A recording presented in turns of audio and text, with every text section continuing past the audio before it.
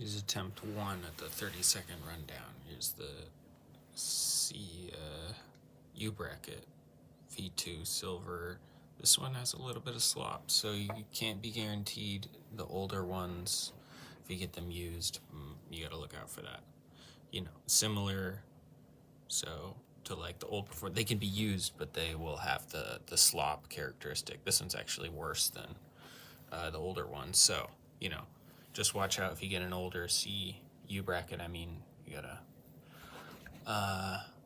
look out for that. So if you had the most common issue with the cracking of this ring, and you have this, you know, with the ring thing they removed, here it's flat. You see it's flat here. Here they have the ring and the groove, sort of, channel.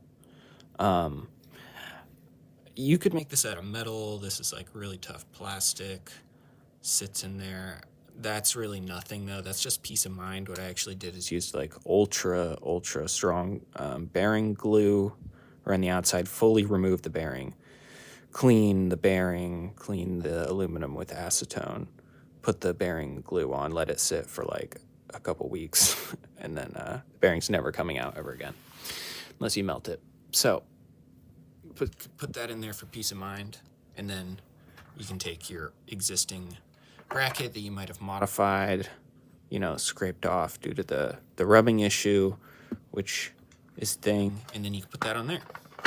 And then the next topic you would have to think about is that if you crack your SR360s and you try to buy one, this is the newer kind that comes here, where you only have 3 holes. This is the newer kind. Actually, this is an older kind that's been modified. So anyways, if you have an older kind, you can modify it to fit the 3. The newer kind, you would have to modify to fit the older kind. Well, it should fit, but you need the hardware and everything. Actually, the newer one on the older ones, just fine, pretty sure. What's the wrap up on that? If you can buy this, it's cool. If you buy this, you need this.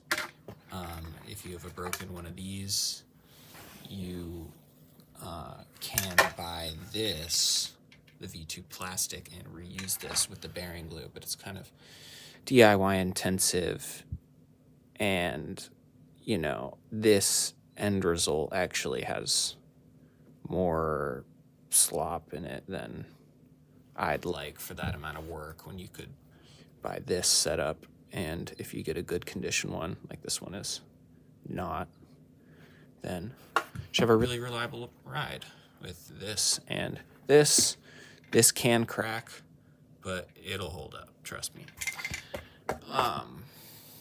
That's pretty much it. Yeah, covered like all the intricacies between the V1 and V2 SBX1 caster U-bracket thing, base plates.